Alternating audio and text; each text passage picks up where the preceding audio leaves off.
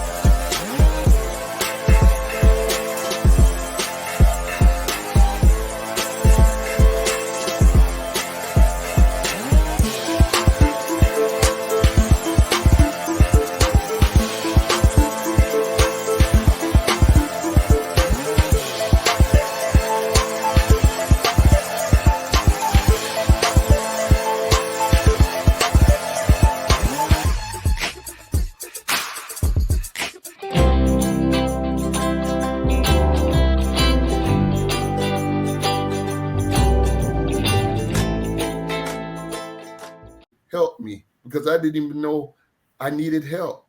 My God. I never want to see another kid turn into a man and be locked down for 50 years, My God. holding pains, holding things they don't understand, holding things that they didn't know how to process. But now, through and by what we've been educated and shown and having this experience, we can show people how they can be free, turn grief Yeah. around, Mhm. and be the man, the woman, the boy, the girl they're supposed to be in life. Yes. This is Yes. what this book would do. Mhm.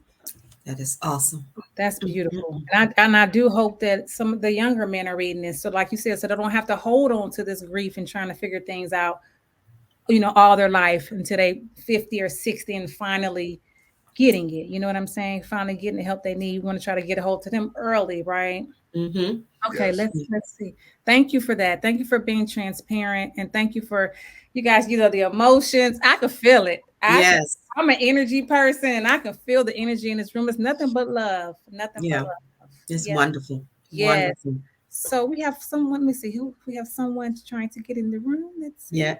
I think it's Michael. It's another Michael. Michael. Okay, Michael Nobles. Welcome to Hey everybody, Snails. how you doing? Hey, Hey, Hey, welcome to Michael. Snails with No Shells. I'm Miss BJ Martin, and I'm happy to have you in the room. How you doing, Miss Martin? Thanks for I having me. am I am great. Thank you. I'm honored. Go ahead and tell us a little bit about yourself. Mike Nobles, graduate of NSU for all the green and gold out there, behold.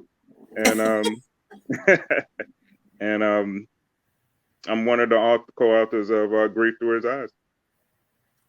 Okay, so I mean you're up. It's your turn. Everybody else spoke about their chapter. They'll tell us a little about themselves. So it's your turn. Tell us about your chapter. My chapter is called Father Uncle. And every time I say that chapter name, people get a little like, they get their eyebrows raised up a little bit like, what is that? So Mhm. really my chapter is about me growing up, not really having a father figure where my actual biological father wasn't around. And I called it Father Uncle because it's more like he's when he did come around, very few in between, it was more like he's a distant uncle that I would see every now and then. And then my chapter is basically a little story about how we got into it a couple of times as I was growing up. But then by the end of the chapter, you see that we kind of hash things out a little bit. Okay. Okay, nice, nice. I love it. I love it. And yes, I do. I do. Everyone's chapter is so different, and that's the Yes. thing about anthologies. And I push them. Like, if you can ever get an opportunity, if and someone invites you to do an anthology, get on board, do it, because look at all this in the room. Look at, you get to Yes. learn things about people, and you have an appreciation maybe for your own life when you hear someone Mhm. else's story. You like, well, I was tripping for nothing, or it was a big deal. And someone next to you might be going through something so much worse than you. Mhm. So you get to find out about other people and their lives, and then the networking. You get to meet new people. See new faces, and you don't know who's doing what. I met Deborah. In an anthology, two anthologies that we've actually done, and we are Amazon bestsellers. Yes, yes, yes. Anthology. Absolutely. Yeah. Yes. Yeah, and that's what happens from that. You Mhm. build a relationship, you build connectivity, you build collaboration, and it allows you to get into a room that you would not have been able to get into by yourself. But Absolutely. Jelante, you ready to go, son? I know you. Okay, okay. All right. So yeah, so it allows you to get into a room that you normally would not get into by yourself. So that is why it is so important to get into anthologies, give yourself a chance to tell your story. Mhm.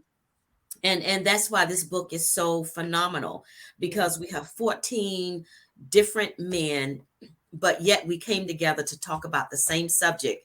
Yeah. And although it gives 14 different stories, it can give the same deliverance of hope and assurance, and some coping skills. And it Yeah. also put you in a group to know that you're more alike than you are disalike. So it Mhm. gives you so many advantages to read up on something that nobody wants to talk about, and it is grief through his eyes. I love it. I love it. I love it. Yes. Well, yes. Okay, you guys want to take a pause for the cause? I gotta give a shout out to our sponsor of this episode.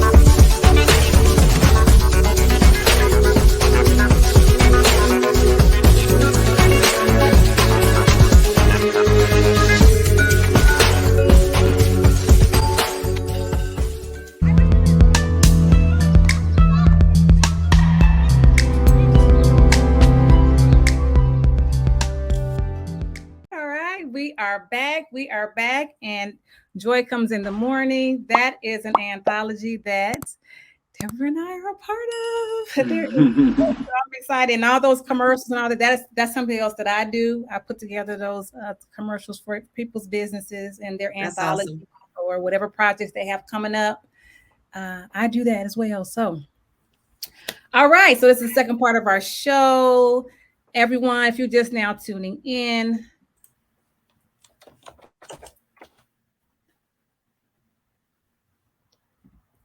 we're talking about this amazing book right here. It's called Grief Through His Eyes. And these beautiful men you see on my panel, they are the co-authors of this amazing book. And Deborah Jennifer Fry is the visionary. Grief Through His Eyes. All right. All right. So on this part of the show, I just want everyone just to think about just maybe giving, someone in the audience just a nugget, a nugget, or maybe a quote that you live by, or something that touched your heart. Just leave them with something to think about, or something you want to share.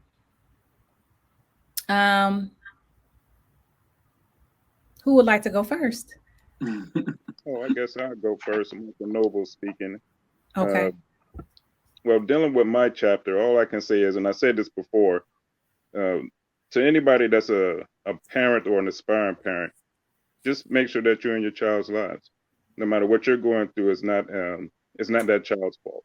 Just stay with them, try to be with them, and try to work through it. That's my little nugget. Outstanding. Yeah, that's a huge nugget. Mhm. That's a huge nugget. Yes, we all need to hear that. And we don't hear that enough. Let's hear it every day. I love it. I love it. All right, Jelante. I'll piggyback off of him for those kids or adults or whoever you are who if you don't have your father or mother, whoever it is in your life, focus your anger, because that period of grief of anger could be so long. Like me, I talk about a stage where I was mad at the world. I was essentially mad because I was growing up without a father, but I started being mad at some of my friends and acting out in school because I just wanted to be mad. And it wasn't until I was older until I could cope and focus my anger and say, okay, who am I mad at? And I focus it.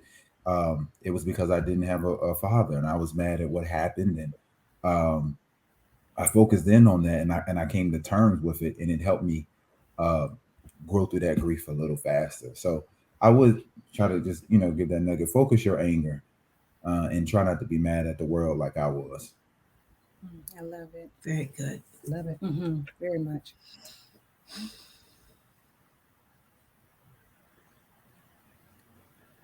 Okay, if I could jump in real quick, I'll say that just sitting here thinking about the chapter that I was blessed to write, um, thinking about what experience I had, especially as I stated earlier, on the other side of the bridge.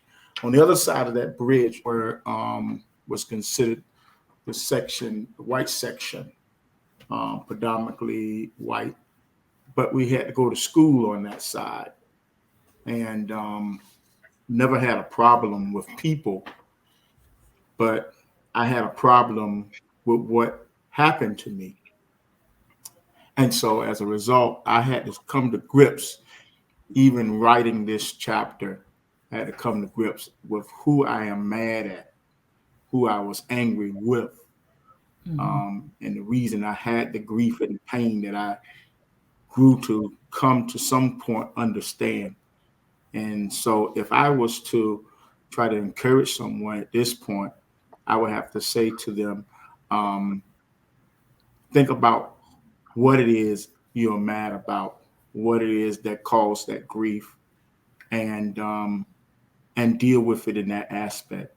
I had to come to that I can't find the person who done such evil to me at 9 years old. I can't find them. I don't know where that person is. But what I have to do now is be encouraged at the fact that I've grown. Mm-hmm. And sometimes you have to grow in your grief. And that's what I've learned, to grow in my grief. Find the good elements, that you can use to grow. And sometimes in your grief, you have to find a moment to laugh. That laughter does you good as medicine. It does allow for you to overcome moments, even when you don't think you can. So I've had to find those moments. I had to laugh when I thought about I would really want to just grab hold to that person by the neck and just squeeze him until he turns red. But the solution, Don't hurt nobody, David. would be the proper outcome. But in grief takes, that's why it's called anguish, because anguish is actually a deep depression. That's what the explanation for that word is when you look it up, is a deep depression. And I felt that, but I had to come to the place where I can laugh. And now, nearly 40 years gone by, I can't take it out on a person that was not the same color as me, even though that person did it to me. Now I have to just laugh to keep from responding how I feel when I feel angry at that situation. So that's what I've had to learn to do. And I would share that with anyone. Learn to laugh at some things, clear your space by laughing. Yes. Awesome. I love that. I would say I've been to several conferences, men conferences, and they would always talk about having an accountability partner. And I actually, for the first time, I've had one. The last men's meeting I went to was 5 years ago, and this brother came up to me in church and said, "Let's be accountable to one another." And I would say to men, I mean, don't isolate yourself. Really get an accountability. Get a friend, your best friend, a pastor, a coach, someone that you trust, someone that's not going to look at you strange or funny. You share something with them, but I would just say, man, find someone, a prayer partner, someone you can pray with, someone you can agree with, someone you can be real with. And also, I would say something I quoted in the book, T.D. Jakes quote. He said, "It's not what, because we went through several losses. It's not what you lost, but it's what you have left." And that was a trajectory change for me when we were going through loss. When we lost income, it was 6 figures. I mean, it changed everything. And when I began to think about what I had left, and I wrote down what I had left, that changed my whole perspective on what I was going through in the loss. Wow. Beautiful. Yep. Michael Baker. If I would share anything with anyone, because grief seems like it brings so much stress sometimes. I like turning certain things around. And, when you take the word stress and you turn it around, it turns into something very sweet. It turns into the word desserts. Just like that, I said, I'm going to turn grief around. And I did an acrostic in the book. And when I turned grief around, I had to find, embrace, invite, release, and God. And when just like Alex was saying, I had to find somebody that I could be accountable to. I had to embrace, this is where I am, and this is what's going on in my life. And I had to invite the right positive people into my life. And that's what everybody needs to do. And once they invite the right people in their lives, they can start to release for their peace. And God, which is the G in grief, God will have and can have the preeminence in your life. That's how I turned grief around. I released for my peace. This is some good stuff. Oh my God. Can I say one other thing? When I release writing, a journal helped me out. There were times the pressure was just so great, and I began to write down my thoughts. I think a person that's about to end it all, if they just can write down their thoughts and then read what they wrote and hear yourself say it. Yes. The answers are on the inside of us already. Absolutely. Really, they're really on the inside. So I would say get a journal and write down your thoughts daily. Yes. It That's really awesome. helps. Yes. That's some good stuff. Let's normalize men journaling. Men journal. How about men journal too?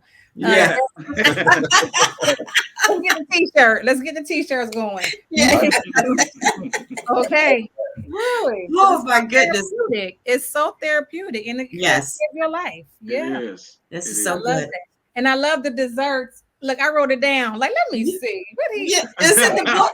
It's in the book. Yeah. I love it. I said, "Oh my gosh, stress reverse is That's amazing. That amazing. They all of them have done a fantastic job writing their chapter. You're going to enjoy the book when you read it, BJ. You really are. Yes, You really are. I'm so happy that they all said yes. Yes, me too. I am too. And Lawrence, you didn't go. Well, if I had to encourage someone, and I have unknowingly, I always learn to tell people to find the lesson. Although we've experienced grief, but somewhere along the line, there's a lesson. I always believed, and I've witnessed it myself, that there's always that little voice in your head that no matter what it is I've gone through, and no matter how dark of a space I had been in, I've always heard that voice that always told me, "You all right, you're gonna be all right." Even when I wanted to quit, and knowing me, and quit has never been in my blood. I always heard that voice that said, "You're gonna be just fine. You're gonna be all right." So, as with Dr. Potts, laughter, that's my coping mechanism. That's my joy is seeing people smile, making people laugh. Every morning when I come to work, people say good morning, have a good day, and my response is I plan on it. No, I'm going to have a good day, regardless, because either way it go, I'm going home. I'm going home. I don't care what kind of day I'm having. I'm going to the house, and they know it. Yeah. So people come into my office and they sit and talk with me because I work in the felony criminal courthouse, so there's a lot of stress in there. Yeah. But they come and we can talk, and since those that have purchased my book kind of now I can see that vibe that they don't know how to address me, because I'm still this individual that still likes to make people smile and laugh. So I always tell people, listen, no matter what it is you go through, you're gonna be all right. You're going to be just fine. Just find the lesson. Find the lesson. There is a lesson, and I ain't gonna lie to you. I'm still looking for mine, and I'm still looking for purpose. But if I can help you get there, if I can help you along the way and push you further than I may have gone, then that makes my day. That I'm great, because it takes the grief, or it takes the sadness from me, and I'd rather see other people smile no matter how I'm feeling, because it gives me joy to see others smile. Yes, I love that. And you know what? That's my thing. Learn how to laugh at yourself. Mm-hmm. I'll laugh at you. I ain't got no problem. Yeah, right. So once you can laugh at yourself, then that gives you permission. You can laugh at anybody you want to. Right. You laugh at yourself, and it's so healing. I done tripped up steps. I'm cracking up laughing. I laugh at myself all the time. It feels good. It does. And it's very therapeutic, very healing. Yes, that's awesome. Laugh at yourself. Yes. I love it. This has been amazing. Oh, I see one more. I got to get him in here, you guys. Okay. Yes, one more person. I want everybody to get a chance to awesome. Tell their story. Yes. All right. As we're ending the show, come on, let me see who we got. Sean. Oh, Sean. Hey, Sean. Hey, Sean. What's up, Great. How are you? I'm good. Perfect timing. Yes, come on in the room, Sean. I'm Ms. BJ Martin, and this is Snails With No Shells. Good evening. Good evening. So go ahead. My apologies for being late. I am just getting back countryside. My wife and I just celebrated our 15th anniversary, so awesome. I'm still Congratulations. Back. Thank you. We went to the Dominican Republic, so we just got back, and I'm still trying to get back. So my apologies for my lateness. Please charge it to my head and not to my heart. It is an honor and a privilege to be here to share this platform with my brothers. Good evening, Deborah. Good evening to our hosts, and I'm just excited to be here. Awesome. All right. So it's on you, Sean. Everybody told us a little about themselves, talked about their chapter in their books. Wow. Yeah. My chapter. How interesting! I'm the last one to come on, because I'm actually the last chapter in the book, which is chapter 14. Oh, wow. And so it's ironic that I came on last and my chapter is the last chapter in the book. The chapter is called "Finally I Can Live Again," and I pick up from a scenario where my divorce is final, and now we're going through the custody and visitation battle. And I just found out that I lost custody of my two children. As far as joint custody, we had an agreement that was basically terminated by the judge. And so I basically walked the reader through the guilty verdict of, and then share with the reader the other side that they usually don't hear from, pertaining to the parent. Usually you hear one side of a story from one parent as it pertains to custody, visitation, etc. But I actually let you see that the other parent also has a story and a side too. And so I walk the reader through the guilty verdict, the sentencing, and then the result. And I don't want to tell what the result was, but you'll see that in the chapter. And then from that verdict, I actually share my pain of not having the opportunity to see two children that I was accustomed to seeing every day. And so then starting the healing process. And so this particular chapter allowed me to tap into an area that is not really talked about a lot. We hear about stories of men who may not be there, but we only hear one side. They're often labeled as a deadbeat. Sometimes they're even given a sperm donor title, etc. But that other parent has a story as well. And sometimes the picture that's being painted is not the correct adaptation of the story. And so God allowed me to share an open wound during my process of healing, and allowed me to see how I came out on the other side, and then share my story to hopefully inspire other men who are either going through this process, may go through this process, and how to help them in there. Wow.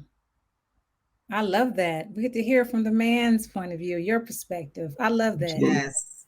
Awesome. I do. Okay, so while we have you, Sean, give us a nugget or a quote or something that you would like to share with the audience. Sure. I want to let you know that your story does not dictate your destiny. A lot of times we have a story. Sometimes we're scared to share our story. And we have to realize that our past does not segue or does not define us. Our past is just a part of who we are.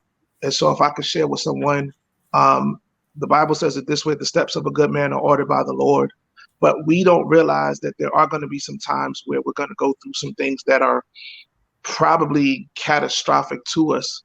But we can't let our past define where our final destination is going to be.